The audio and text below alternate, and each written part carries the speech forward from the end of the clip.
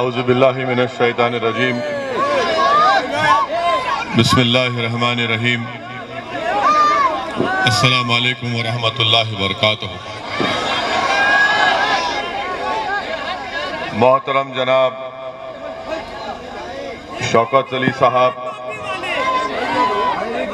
सदर कुल हिंद मजलिस Ittehadul Muslimeen Uttar Pradesh, doctor Abdul mannan साहब जो उतरौला विधानसभा से मजलिस इत्तेहादुल मुस्लिमीन के उम्मीदवार हैं, मजलिस इत्तेहादुल मुस्लिमीन के रुकने पार्लिमान मोहतरम जनाब सैयद इम्तियाज जलील साहब, साबिका रुकने असम्बली मुंबई जनाब वारिस पठान साहब, मजलिस इत्तेहादुल मुस्लिमीन के कौमी तर्जुमान मोहतरम जनाब सैयद आसिम वखार साहब, शहनशीन पर तशरीफ फरमा हमारे ज़िले की ख़वातीन की सदर मोहतरमा शाइस्ता जबीन साहिबा, ज़िला सदर मोहतरम जनाब ज़ैद निज़ामुद्दीन साहब, डाइस पर मंच पर बैठे हुए मोहतरम जनाब पंडित राम निवास शुक्ला साहब, हरिराम तिवारी साहब, हरिओम वर्मा साहब, विजय कुमार पांडे साहब, सुरेश वर्मा साहब, उतरौला विधानसभा के मेरे तमाम मजलिस की रुफ़ा गयूर नौजवानों, बुजुर्गान कौम और मिल्लत, पसे पर्दा बैठकर सुनने वाली मेरी इज़्ज़तदार माँ और बहनों, मैं आप तमाम का दिल की गहराइयों से आपका शुक्रिया अदा करता हूँ कि आपने आज के इस जलसे में अपना कीमती वक्त निकालकर आपने इस जलसे में शिरकत की। आपका बेहद शुक्रिया। और इतनी बड़ी तादाद में आप तमाम का यहाँ पर जमा होना इस बात का पैगाम देता है कि इंशाअल्लाह ताला जब 3 महीने के अंदर उत्तर प्रदेश में विधानसभा के चुनाव होंगे, इंतखाबात होंगे, तो यकीनन आप तमाम अपनी दुआओं से, अपने वोट से, अपनी वाबस्तगी से, अपने मशवरों से यहाँ से अब की बार इंशाअल्लाह ताला आप एक नया विधायक जिसका नाम डॉक्टर अब्दुल मन्नान होगा, आप उनको कामयाब करेंगे। मेरे अजीज दोस्तों और बुजुर्गों, चौथी बात यह है कि आपको एक अच्छे और मुखलिस शख्स को यहाँ से, इस असेंबली के हलके से, इस विधानसभा से बहैसियते अपना विधायक बनाकर उत्तर प्रदेश की विधानसभा में भेजना बहुत जरूरी है, क्योंकि ना सिर्फ ये उतरौला बल्कि पूरे बलरामपुर जिले के लिए आपको एक काबिल, बेबाक और निडर विधायक की जरूरत है जो उत्तर प्रदेश की विधानसभा को सिर्फ कामयाब होकर जाकर ना बैठे, बल्कि वो कामयाब होकर उत्तर प्रदेश की विधानसभा में जब उतरौला की जनता उसको भिजाएगी तो वो उतरौला विधानसभा के जो तकालीफ हैं, जो मसाइल हैं, उसका हल तलाश करे। आपकी तकालीफ को वो अपनी जबान से उत्तर प्रदेश की विधानसभा में उठाए, चाहे मुख्यमंत्री किसी का भी हो। उतरौला की जनता को ऐसे एमएलए और विधायक की रुकने असेंबली की जरूरत है जो इस विधानसभा को, जो यहाँ पर तरक्याती काम ठप होकर रह गए, उन काम को हल करवा सके। और मुझे ये कहने में कोई शर्मिंदगी नहीं है कि इस विधानसभा में उतरौला के असेंबली हलके में सबसे बड़ा मसला रोड का मसला है। यहाँ पर रोड है ही नहीं, और मैं तो चाहूंगा कि नरेंद्र मोदी और उत्तर प्रदेश के मुख्यमंत्री गाड़ी में सफर करें, लखनऊ से यहाँ तक आए, और अगर उनकी कमर में और सर में दर्द ना हो तो हम भी कहेंगे कि रोड है यहाँ पर। उतरौला में, बलरामपुर में कहीं पर भी रोड नाम की चीज नहीं है। रोड की सख्त जरूरत है। मैं आपसे वादा कर रहा हूं कि आप डॉक्टर अब्दुल मन्नान को कामयाब करिए, इंशाअल्लाह ताला हम इस अहम मसले को हल करेंगे। दूसरा, मैं उतरौला विधानसभा के उन किसानों से वादा कर रहा हूं जो गन्ने को उगाते हैं और बजाज चीनी मिल से उनको उनकी कीमत नहीं मिलती। आप डॉक्टर अब्दुल मन्नान को कामयाब करिए। 48 घंटे के अंदर ये विधायक उस चीनी मिल के सामने बैठकर उनका इलाज करवा के आपको अपनी कीमत दिलवाएगा। आप डॉक्टर अब्दुल मन्नान को यहां से अपना एमएलए विधायक बनाइए तो जो पॉलिटेक्निक और आईटीआई कॉलेज की बिल्डिंग का काम बरसों से चल रहा है, और अगर यहां से आप डॉक्टर अब्दुल मन्नान को कामयाब नहीं करेंगे तो वो बिल्डिंग का काम सुबह क़यामत तक चलता रहेगा और मुकम्मल नहीं होगा। आप मंदलिस को कामयाब करिए, वो पॉलिटेक्निक और आईटीआई की बिल्डिंग का काम इंशाअल्लाह ताला डॉक्टर अब्दुल मन्नान आपके दुआओं से और आपकी ताईद और ताकत की बिना पर उसको मुकम्मल करवाएंगे।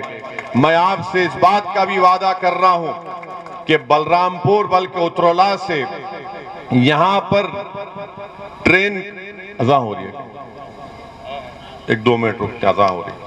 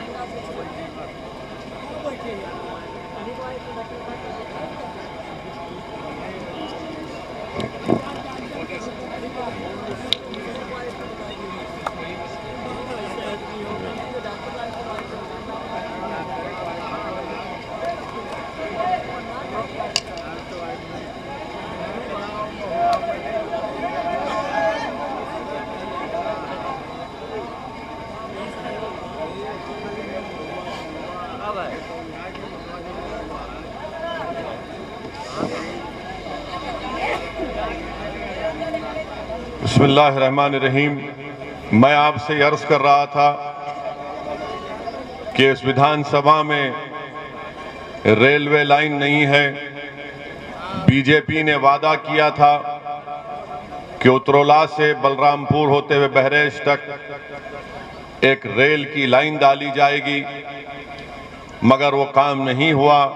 मैं आपसे वादा करता हूं कि इंशाअल्लाह ताला पार्लियामेंट के इस सेशन में मैं या इम्तियाज जलील साहब इस बात को पार्लियामेंट में उठाएंगे कि उतरौला से एक रेलवे की लाइन का काम शुरू किया जाए। गैजनवाह में यहाँ से रेलवे स्टेशन 28 किलोमीटर दूर है, और नहीं मालूम 5 साल में बीजेपी ने क्या किया। 6.5 साल में मोदी ने एक रेल की लाइन उतरौला से बहरेश तक नहीं डलवाई, मगर दिखाते हैं, वादा करते हैं, बड़े बड़ी हथेली में जन्नत दिखाते हैं। मेरे अजीज दोस्तों और बुजुर्गों, मैं आपसे वादा कर रहा हूं कि उतरौला में यहां पर अस्पताल की सख्त जरूरत है। अगर आप डॉक्टर अब्दुल मन्नान साहब को अपने वोट से कामयाब करेंगे तो इंशाअल्लाह ताला जो आपको अपने बीमार पेशेंट को, अपने बीमार रिश्तेदारों को गोंडा या लखनऊ ले जाना पड़ता, अगर आप एक अच्छे और सच्चे विधायक को कामयाब करेंगे तो मुझे यकीन है कि डॉक्टर अब्दुल मन्नान पूरी मेहनत और जुस्तजू करके उत्तरला में भी एक आलीशान गवर्नमेंट का अस्पताल यहां पर तामीर करवाएंगे, क्योंकि डॉक्टर साहब खुद एक डॉक्टर हैं और वो खुद इस बात से बखूबी वाकिफ हैं कि कैसे यहां पर खास तौर से गरीब आवाम को कितनी तकलीफ पहुंचती है जब उनके कोई अजीज व क़ारिब या फिर उनके भाई या बहन या उनके वालिद या वालदा बीमार होते हैं। मेरे अजीज दोस्तों और बुजुर्गों, मैं आपसे वादा कर रहा हूं कि डॉक्टर अब्दुल मन्नान साहब को आने वाले असेंबली के इलेक्शन में आप कामयाब करिए। जब यहां पर सैलाब का इतना बड़ा मसला आता है, पानी आ जाता है, कोई आवाज उठाने वाला नहीं है। मेरी आप तमाम से गुजारिश है कि इन अहम मसलों के ऊपर आप अपनी नजर रख के अपने वोट का सही इस्तेमाल करिए, क्योंकि विधायक का काम यह होता है कि वो सिर्फ असेंबली में जाकर अंधा या गूंगा ना बन जाए, बल्कि अपनी आवाज को उठाए, अपने क्षेत्र के, अपने हल्के के, कॉन्स्टिट्यूंसी के लोगों की तकालीफ को उठाए। आपने बीजेपी को वोट तो दे दिया, 300 उनके एमएलए विधायक बनाए, रुकने असेंबली को मुंतखब किया, मगर वो सरकार जो उत्तरला में यहाँ पर सबसे कम पढ़े लिखे लोग रहते हैं, लिटरेसी रेट, ये एजुकेशनली बैकवर्ड जिला है और यहाँ पर मुसलमान सबसे कम पढ़े लिखे हैं। आप बताइए क्या आप अपना वोट का सही इस्तेमाल करेंगे या फिर आप उस झूठे और उन तमाम बकवास बातों में आकर हमको हमेशा खास तौर से मुसलमानों को ये कहा जाता है कि आप अपने वोट का सही इस्तेमाल करो। अब जब असेंबली का इलेक्शन करीब आ रहा है तो ये जो हमारे मुसलमानों के दरमियान में जो इन बड़ी बड़ी पार्टियों के दल्ले हैं, वो आपके दरमियान में आकर मुसलमानों से शैतान जिस तरह एक इंसान के कान में खुसखुस करता है, उस तरह आकर कहेंगे कि भाइयों, ये इलेक्शन हमारे जिंदगी मौत का इलेक्शन है, अपने वोट का इस्तेमाल ओवैसी के हक में मत करो, वरना वोट का इस्तेमाल अगर ओवैसी के पार्टी के हक में करोगे तो वोट डिवाइड हो जाएगा।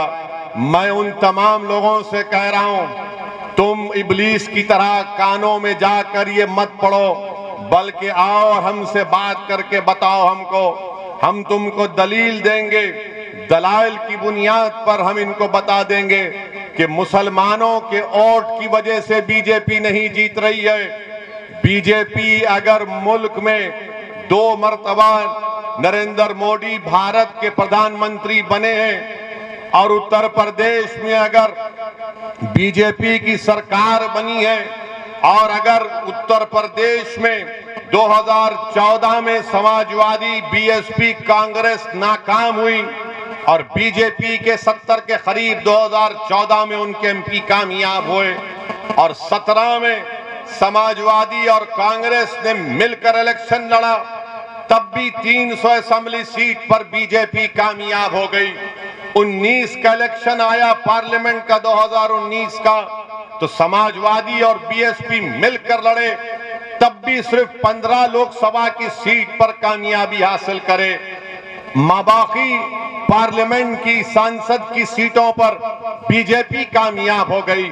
मैं आपको बड़ी ईमानदारी से कह रहा हूं और पूरी जिम्मेदारी के साथ आपसे कह रहा हूं कि 2014 में भी भारत के मुसलमानों में सिर्फ 8% मुसलमानों ने बीजेपी को वोट दिया था और 2014 में नरेंद्र मोदी को 34% हमारे हिंदू भाइयों ने वोट दिया था और जब 2017 के असेंबली के उत्तर प्रदेश के इंतखाबात आए तो 40% हमारे हिंदू भाइयों ने बीजेपी को वोट दिया।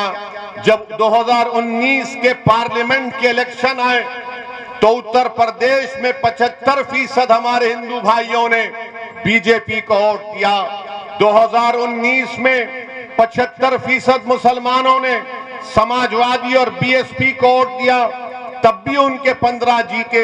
मैं उत्तरोला के उन तमाम जिम्मेदारों से अर्ज कर रहा हूं, खास तौर से यहां पर जो सेकुलर जहन रखने वाले हमारे हिंदू भाई और बहन हैं, हमारे दलित और ओबीसी भाई और बहन हैं, हमारे मुसलमान हैं, मैं उनसे कह रहा हूं कि ये आदाद शुमार है, ये रिकॉर्ड मैं आपके सामने रख रहा हूं, फैसला आपको करना है। अपने वोट को जाया मत करो। याद रखो, अगर आप उत्तरोला से डॉक्टर अब्दुल मन्नान को कामयाब करेंगे तो यकीनन बातिल तूफानों में आप एक चिराग को रोशन करने के बराबर होगा। ये फिरका परस्ती के सैलाब में डॉक्टर अब्दुल मन्नान की कामयाबी एक उम्मीद की किरण नजर आएगी, न सिर्फ उत्तरोला की आवाम और जनता के लिए, बल्कि वो सेकुलर जहन रखने वाले उन तमाम भारत के लोगों को जिनके दिलों में आज भी गांधी अंबेडकर की मोहब्बत बरकरार है। हाँ, अगर वो लोग कामयाब होंगे तो याद रखो, ये कामयाबी सेकुलरिज्म की नहीं होगी। आपको और मुसलमानों को खास तौर से ये कहा जाता है कि सेकुलरिज्म को बचाना है, सेकुलरिज्म को बचाना है। मैं इनसे पूछना चाहता हूं, क्या सेकुलरिज्म को बचाना सिर्फ भारत के मुसलमानों की जिम्मेदारी है? क्या सेकुलरिज्म को बचाना हिंदुओं की जिम्मेदारी नहीं है? क्या सेकुलरिज्म को बचाना 9% यादवों की नहीं है? 9% यादव है और 2-2 मर्तबा उनका मुख्यमंत्री बन जाता है। क्या सेकुलरिज्म को बचाना हमारे दलित भाइयों की जिम्मेदारी नहीं है? क्या सेकुलरिज्म को बचाना हमारे ओबीसी भाइयों की जिम्मेदारी नहीं है?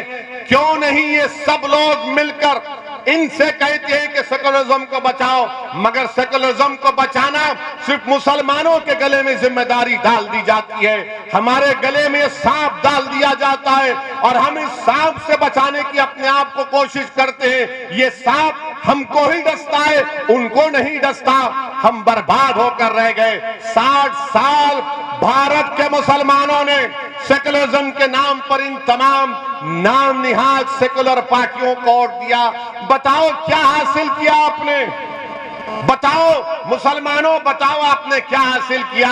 आपने समाजवादी को इख्तियार दिया, मुलायम सिंह यादव को मुख्यमंत्री बनाया, आपने वोट दिया, अखिलेश को मुख्यमंत्री बना दिया, आपने बहन मायावती को मुख्यमंत्री बनाया, उससे पहले बरसों आपने लोकदल और कांग्रेस को वोट दिया। अरे बताओ, क्या तुम्हारे पास कोई तरक्की हुई? क्या तुमने कुछ हासिल किया? ये भी आपको बता रहा हूं कि हुकूमत की तरफ से ये बात नहीं बताई जाती, बल्कि माहिरीन ये कहते हैं कि भारत में अगर कोई बेटा अपने बाप से कम कमाता है, अगर कोई बेटा अपने बाप से कम पढ़ा लिखा है, अगर कोई बेटा अपने बाप से गरीब है, वो कौन है? वो मुसलमान है, वो मुसलमान है। और मैं सच्चाई के साथ आपसे कह रहा हूं, अपने घर में अपने बेटे को देखो, कहां है तुम और कहां है तुम्हारा बेटा? तुम अपनी जवानी में अगर आज कोई 60 साल का है तो अपने दिल पर हाथ रखकर पूछो कि अगर तुम्हारा बेटा 25 साल का है तो तुम 25 साल में क्या कमाते थे? उससे कम तुम्हारा बेटा आज कमा रहा है। इसको इंटरजेनरेशन मोबिलिटी कहते हैं। ये मुसलमानों में सबसे कम है। सबसे उत्तर प्रदेश में सिर्फ 2% मुसलमान ग्रेजुएट होते हैं, सिर्फ 2%। उत्तर प्रदेश में सबसे ज्यादा बच्चे और बच्चियां स्कूल के बाहर है, मुसलमान है। कौन इसका जिम्मेदार है? ओवैसी जिम्मेदार है। कौन जिम्मेदार है इसका? इसका जिम्मेदार आप हैं, क्योंकि आपको धोखा दिया गया। आपको हर चुनाव में आकर कहा गया कि जिंदगी और मौत की बात है, सेकुलरिज्म का मामला है, मुसलमानों एक होकर कभी समाजवादी को दे दो, कभी बीएसपी को दे दो। मुसलमानों, इस चुनाव में तुमको एक होना है अपने लिए, अपने मुस्तकबिल के लिए, अपने नौजवानों के मुस्तकबिल के लिए। आपने हमेशा वोट दिया इन पार्टियों को, मगर क्या तुमने कभी वोट दिया अपने आप को? क्या तुमने वोट दिया अपनी तरक्की के लिए, अपने बच्चों के स्कूल के लिए, उत्तरोला में एक रेलवे की लाइन के लिए, उत्तरोला में स्कूल और पॉलिटेक्निक के लिए, उत्तरोला में चीनी के मिल में कीमतों को दिलाने के लिए? यही बात मैं आप सर्च करने आया हूं कि आपको अपने वोट का सही इस्तेमाल करना है। डरने और घबराने की जरूरत नहीं है।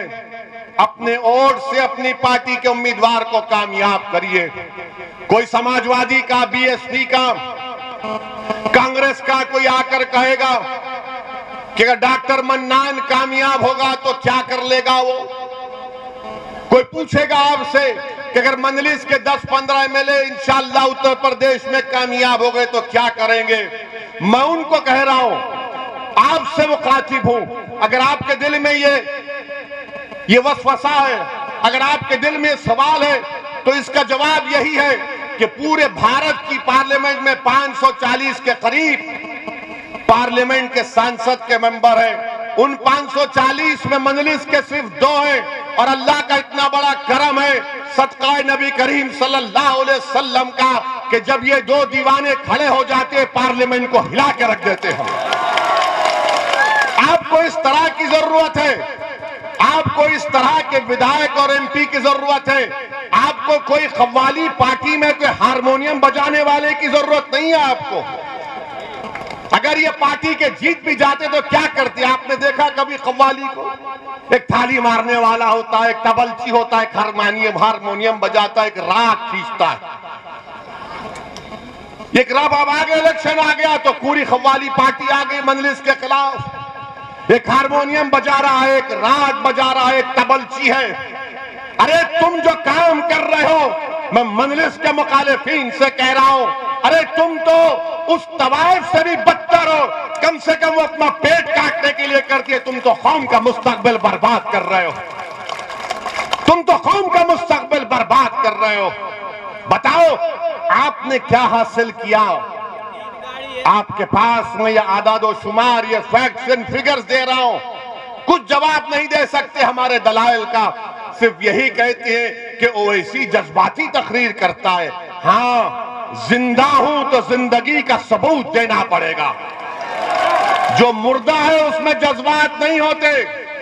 अल्लाह ने दिमाग दिया, सोचने और समझने का सलीका दिया। अल्लाह ने दिमाग दिया कि उठाओ ना इंसाफी के खिलाफ आवाज उठाओ तो उठाता हूं। अल्लाह ने दिमाग दिया, अल्लाह ने एहसास दिया इंसान को कि जालिम का साथ मत दो, मजलूम का साथ दो, तो बोलते रहते हैं। अब जो मुर्दा हो चुके हैं, जिनका जमीर मर चुका, जिनकी आंखों पर पर्दा पड़ चुका, जिनके पास सोचने और समझने का सलीका छीन लिया गया, वो क्या महसूस करेंगे किसी मजलूम की तकलीफ को? वो सिर्फ इलेक्शन में आकर कहेंगे कि सेकुलरिज्म को बचाओ, वोट को टूटने मत दो, इनको कामयाब करो। अरे जब 9% यादव 2-2 बार अपना मुख्यमंत्री बना लेते हैं, तो क्या उत्तर प्रदेश की विधानसभा में आप मंजलिस के 15-20 अरकान असेंबली को कामयाब नहीं कर सकते? क्या बुतुल्लाह से डॉक्टर मन्नान को कामयाब नहीं कर सकते? कर सकते हैं इंशाअल्लाह ताला। और आपको करना है, बताना है। लोग यहां पर बैठकर, याद रखो मेरी एक बात को, मैं अपनी जिंदगी का तजुर्बा आपसे कह रहा हूं। मुझे ज्यादा तजुर्बा नहीं है, मगर थोड़ा तजुर्बा है। इंसान जब एक मरहले पर पहुंच जाता है ना, जहां पर उसको फैसला लेना है, तो हमेशा याद रखो, दिमाग आपसे कहेगा खतरा मत मोल ले, दिमाग कहेगा कि खतरा मत मोल ले, दिल बोलेगा प्यारे जब प्यार किया तो डरना क्या, दिल का साथ दो, दिल का साथ दो। दिमाग तुमको डरा देगा। तुम दिमाग से पूछोगे अल्लाह कहाँ है, तो दिमाग से सवाल, दिमाग बोलेगा कहाँ है अल्लाह, दिल बोलेगा अरे प्यारे जमीन और आसमान का खालिक तो वही है। जो बगैर देखे जिस पर ईमान लाना, वो दिमाग का काम नहीं, वो दिल और दिमाग का काम है। तो सिर्फ दिमाग के गुलाम मत बन जाओ, दोनों को इस्तेमाल करो। और अपने आप से सवाल करो कि अगर मैं डॉक्टर मन्नान को वोट दूंगा तो उत्तरोला का क्या फायदा होगा? मैं डॉक्टर मन्नान को वोट दूंगा तो उत्तरोला के भाईचारगी का मजबूत होगी। अगर मैं डॉक्टर मन्नान को वोट दूंगा तो यहाँ पर रोडें बनेंगी। अगर मैं डॉक्टर मन्नान को वोट दूंगा यहाँ पर अस्पताल बनेगा। अगर डॉक्टर मन्नान को वोट दूंगा तो पीने के पानी का मसला हल होगा।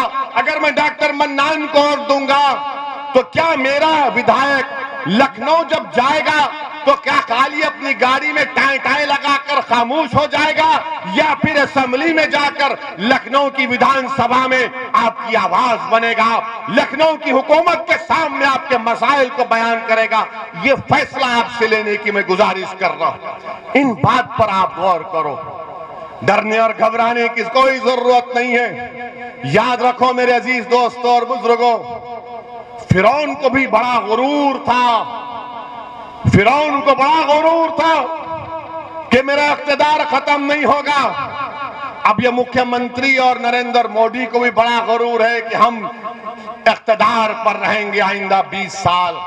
इंदिरा गांधी को भी यही ख्याल था कि मुझे कोई नहीं हरा सकता, मगर सियासी तारीख गवाह है कि जिस किसी ने यह समझ लिया कि इख्तिदार पर हमेशा रहेंगे, कुदरत ने उनको इख्तिदार से बेदखल किया। इंशाअल्लाह ताला वो दिन दूर नहीं है जब उत्तर प्रदेश में योगी और बीजेपी की सरकार नहीं बनेगी इंशाअल्लाह ताला। मगर मेरे अजीज दोस्तों और बुजुर्गों, मेरे गयूर नौजवानों, आपको अपने उतरौला से अपने एक बेहतरीन विधायक को कामयाब करके लखनऊ को भिजाना है। उतरौला की तरक्की के लिए आपको यहां पर उनको कामयाब और कामरान करना है। अब कोई ये हमारे मीडिया के लोग ये पूछेंगे कि ओवैसी साहब आपने बहुत बोल दिया, बीजेपी को ज्यादा नहीं बोलते आप। यानी हमारी तकरीर के अल्फाज और जुमलों को ये सेकुलर, कम्युनल, लिबरल ये लोग इसको तोलते हैं। कितना बोले? 40% बाबा को बोले तो क्या 50% अखिलेश को क्यों बोल दिए? ये तोलते हैं। और जब मोदी के सभा में जाते हैं तो ऐसा बैठते हैं, हाँ पप्पा जी बोल रहे हैं। समाजवादी के सभा में जाते हैं तो भाई नेता बोल रहा है, भैया जी बोल रहे हैं। और हम जब बोलते हैं तो कितना बोले तोलते हैं। हम क्या कोई टमाटर बेच रहे हैं यहां पर? हम आवाम के मसाइल को बयान कर रहे हैं, उतरौला की जनता की तकलीफ को बयान कर रहे हैं। हम तो मुस्तकबिल में आपके मसाइल का हल, उसका तरीका आपको बता रहे हैं। हम तो आपसे एक पैगाम दे रहे हैं कि कैसे आपको उत्तर प्रदेश में अपनी सियासी लीडरशिप को बनाना है। जब 9% यादव अपनी लीडरशिप को बना दिए, मुलायम सिंह यादव और उनके बेटे को अपना नेता बना दिया। दलित में हमारे जाटव भाई और बहनों ने बहन मायावती को अपना नेता बना दिया। कुर्मियों ने अपनी लीडरशिप वो अनुप्रिया पाटिल को बना दिया। आगरा के बाघेलों ने अपना नेता बाघेल साहब को बना दिया। ठाकुरों ने बाबा को अपना लिया। सबने ब्राह्मणों की एक पॉलिसी है। आप बताइए, अगर कहीं पर कोई नजर नहीं आता तो मुसलमान है। बताओ आपका नेता कौन है? बताओ तुम्हारा नेता कौन है? मेरा नाम मत लो, अपने दिल से सवाल करो। मैं आपसे पूछ रहा हूं, बताओ मुसलमानों का उत्तर प्रदेश में नेता कौन है? कौन है तुम्हारा नेता जो तुम्हारी विधानसभा में तुम्हारी आवाज को उठाएगा? कौन है मुसलमानों का नेता उत्तर प्रदेश में? बताइए आप। क्या आप इसी तरह नहीं है बोलेंगे या बनाएंगे? क्या उतरौला में बनाएंगे या पूरे यूपी में बनाएंगे? आपको पूरे यूपी में बनाना है। इसमें कोई गलती नहीं होगी। इससे भारत की जमहूरियत मजबूत होगी, उत्तर प्रदेश की जमहूरियत मजबूत होगी। कैसे होगी? जब तमाम समाज ने अपना नेता बना लिया, अपनी लीडरशिप बना ली। और हम नहीं बना पाए। क्यों नहीं बना पाए? क्योंकि हमने हमेशा इन धोखेबाजों पर भरोसा किया जिन्होंने हमको हमेशा धोखा दिया। मेरे अजीज दोस्तों और बुजुर्गों, उत्तर प्रदेश के ये विधानसभा के चुनाव, आपको उत्तर प्रदेश के मुसलमानों से मेरी अपील है कि अपनी सियासी लीडरशिप को बनाइए। डरने और घबराने की जरूरत नहीं है। अभी आपने सुना इम्तियाज जलील ने क्या कहा था। औरंगाबाद महाराष्ट्र में 22-23 साल से शिवसेना का एमपी था। जब इम्तियाज जलील इलेक्शन लड़ने आए मेरे पास, तो मैंने कहा इम्तियाज साहब दोबारा सोच लो। तो इम्तियाज साहब ने कहा नहीं साहब, मैं सोच कर आया हूं, मुझे लड़ना है पार्लियामेंट का इलेक्शन। और इम्तियाज जलील कोई खानदानी सियासतदान नहीं है, इनके वालिद जलील साहब औरंगाबाद के एक मशहूर डॉक्टर थे, अल्लाह उनकी मग़फ़िरत करे। इम्तियाज जलील 25 साल का जर्नलिस्ट था, मुझसे आकर कहा कि मुझे लड़ना है। मैंने कहा सोच कर आकर बोलो। बोले नहीं साहब, सोचना नहीं है, आप मुझे अपना फैसला सुनाइए। मैं औरंगाबाद के तमाम मजलिस के जिम्मेदार आए, मैं उनकी जिद और उनके जज्बे को देखकर उनके सामने कहा जाओ और इलेक्शन लड़ो। 23 साल के शिवसेना के एमपी को इम्तियाज जलील ने हराकर वहां से मजलिस को कामयाब किया। क्यों किया? क्योंकि एतमाद था, भरोसा था, लड़ने का जज्बा था। अब उतरोला की आवाम को भी अपने दिलों में एक एतमाद को बहाल करना, एतमाद को मजबूत करना है कि डॉक्टर मन्नान हमारा भाई है, हमारा बेटा है, हमारा खादिम है, हमारा गुलाम है। जो आप पुकारेंगे तो दौड़कर आपके दरमियान में आएगा। यह फैसला आपको उतरोला में करना है।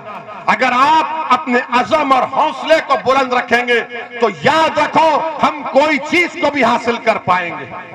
इंसान अगर अपने अज़म और हौसले को पुख्ता रखेगा तो कोई दुनिया की ताकत उसको रोक नहीं सकती। अल्लाह ने इंसान को बहुत बड़ी ताकतवर चीज दी है, उसको जिद दी है।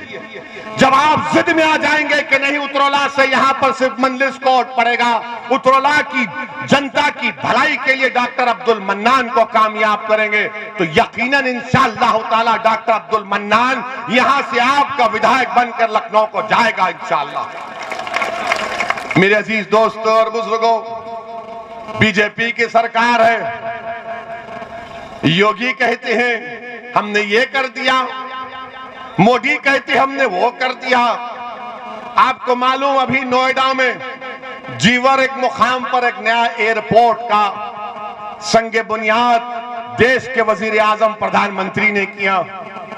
ये बीजेपी वाले कितनी बड़ी चोरी करते हैं देखो आप। क्या किए, नोएडा में जो एयरपोर्ट का संगे बुनियाद रखा गया तो इन्होंने सोशल मीडिया पर बीजिंग के एयरपोर्ट की फोटो डालकर कहा नरेंद्र मोदी इस तरह का एयरपोर्ट बना रहे हैं। यानी चीन का एयरपोर्ट की फोटो डालकर यह बता दिया कि मोदी जी इस तरह का एयरपोर्ट डाल रहे हैं। चीन बोलना पड़ा, अरे बीजेपी वालों ये हमारा एयरपोर्ट है, तुम कहां से तस्वीर ला लिए। यानी कितना झूठ बोलते हैं, यानी झूठ की फैक्ट्री है ये। बीजेपी झूठ को पैदा करती और ऐसा पेश करती कि सच यही है। बीजेपी भारत की जनता से कह रही है कि सच्चाई की तहकीक मत करो, झूठ को सच मान लो और उगल लो, इसको निगल लो।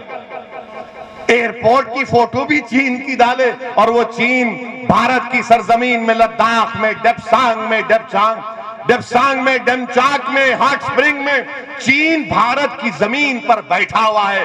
और इन लोगों को जरा सी भी शर्म नहीं आती कि फोटो डालना था तो कम से कम भारत के किसी अच्छे एयरपोर्ट की डालना था, उठाए तो उठाए चीन की उठाए।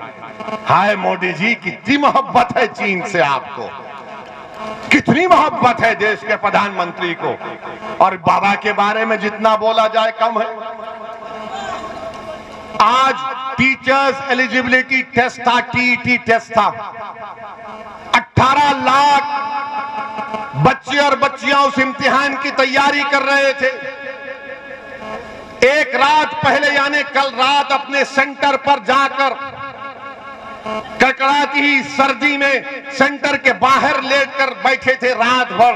मगर जब सुबह इम्तिहान हाल में गए तो मालूम हुआ कि योगी आदित्यनाथ की सरकार में टीईटी का पेपर लीक हो गया। इम्तिहान का पेपर बाबा लीक हो गया और वो बच्चे जो महीनों से तैयारी कर रहे थे गरीब परिवार के, उनसे कहा गया कि अब दोबारा आइंदा महीने इम्तिहान होगा। बीजेपी वालों, तुम एक इम्तिहान का पेपर नहीं बचा सकते, तुम उत्तर प्रदेश के गरीब को क्या बचाओगे। एक इम्तिहान का पेपर बीजेपी नहीं बचा पाई, वो भी लीक हो गया।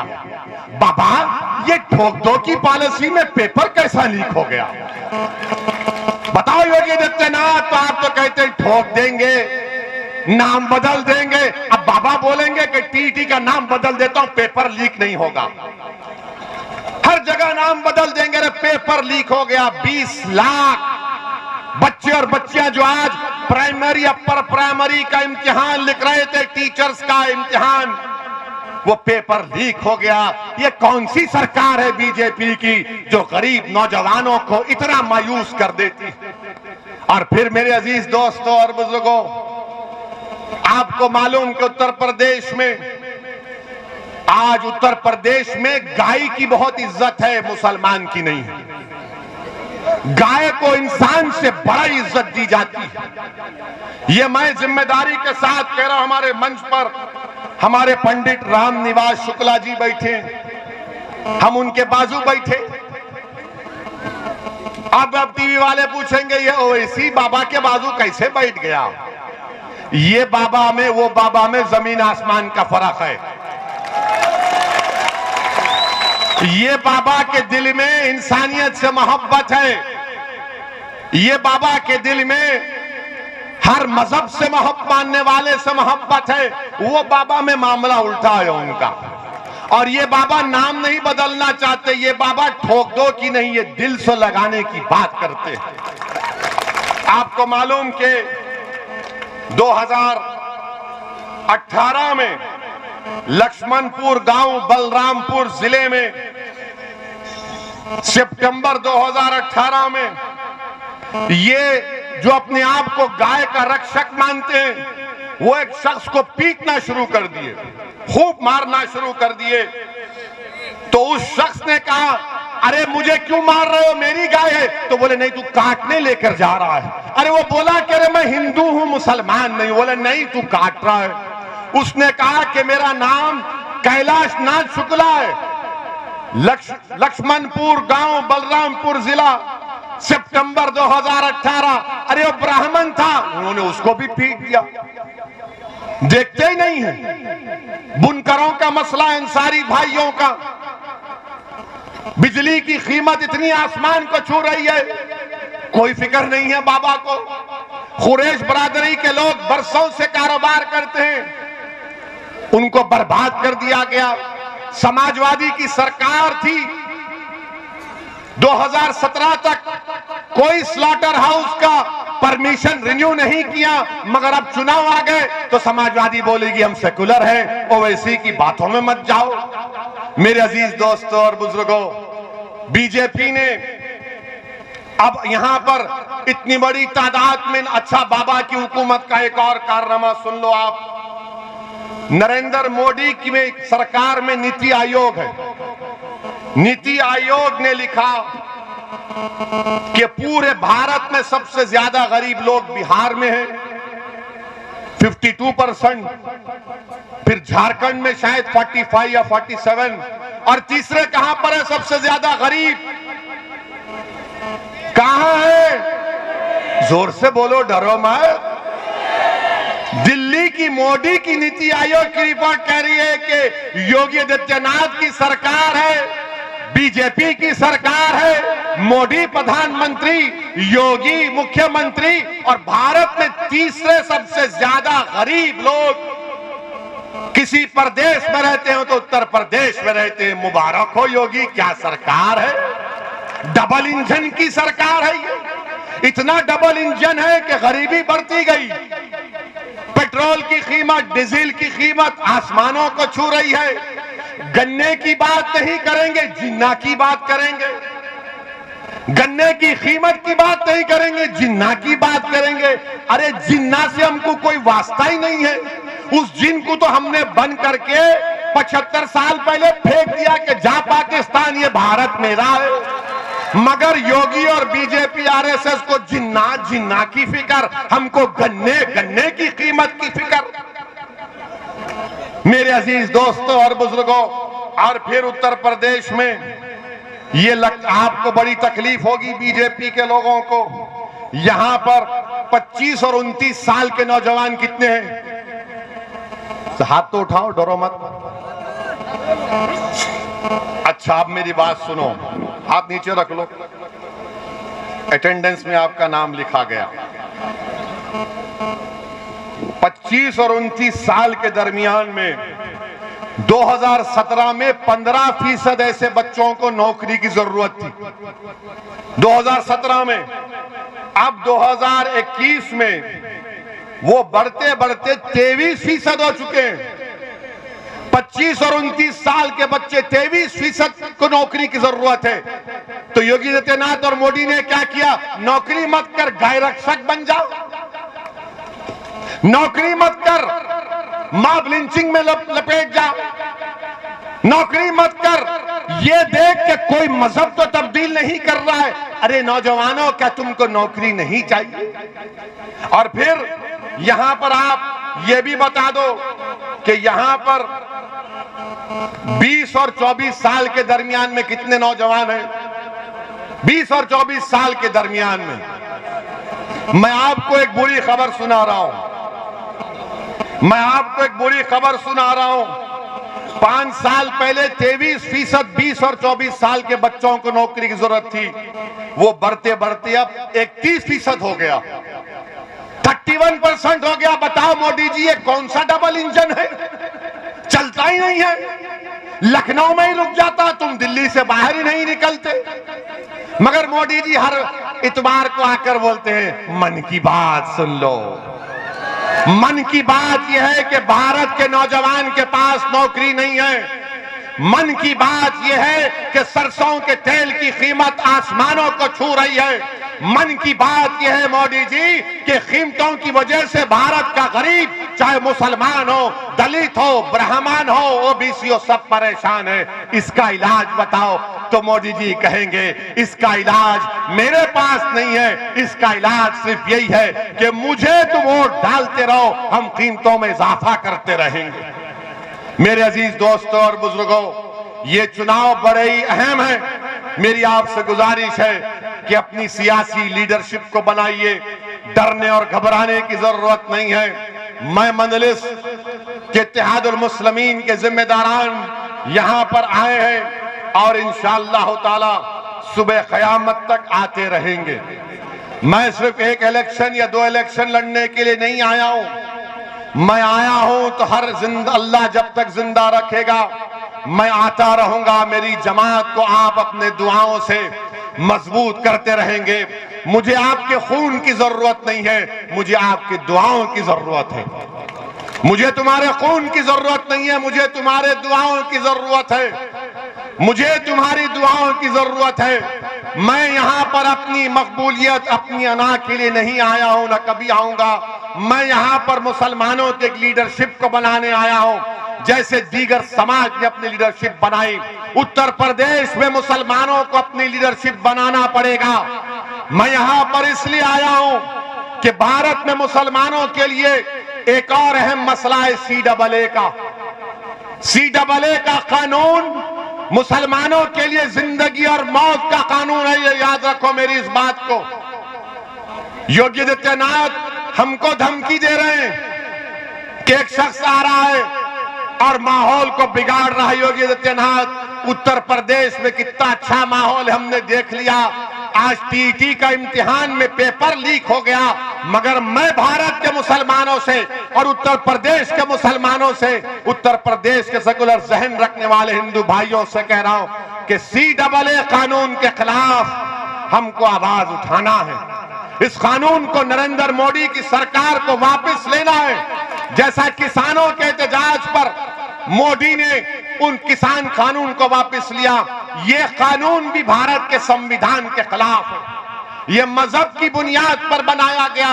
मगर जब मैं इस बात का मुतालबा करता हूं, पूरी पार्लियामेंट में एक तरफ असदुद्दीन ओवैसी भारत के मुसलमानों की आवाज बनकर उनका नुमाइंदा बनने की कोशिश करते हुए, मैं और इम्तियाज जलील ने इस कानून को बीजेपी के 300 एमपीओं के सामने कहा कि जिस तरह गांधी ने उस वक्त के अफ्रीका में सफेद फार्म हुकूमत के गलत कानून को फाड़ दिया था, ओवैसी भी इस कानून को फाड़ता है, इस कानून को रिजेक्ट करते हैं।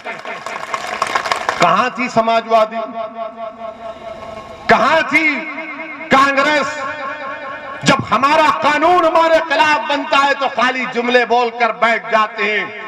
हम नरेंद्र मोदी सरकार से इस बात का मुतालिबा करते हैं कि जिस तरह किसानों के कानून को वापस लिया गया, CAA, NRC, NPR को भी बंद होना चाहिए। अगर याद रखो मेरी इस बात को, अगर CAA, NPR, NRC होगा तो जिस तरह आसाम में 1.5 लाख मुसलमानों को अपनी शहरियत साबित करने के लिए कोर्ट को फॉरेनर्स ट्रिब्यूनल को जाना पड़ेगा, कहीं ऐसा ना हो जाए। इसलिए मैं आपसे अपील कर रहा हूं कि इस बात पर भी गौर करिए, मुत्तहिद रहिए, अपने वोट का इस्तेमाल करिए और उत्तरला के आने वाले इंतखाबात में मजलिस के उम्मीदवार करिए। अस्सलाम वालेकुम व रहमतुल्लाहि व बरकातहू।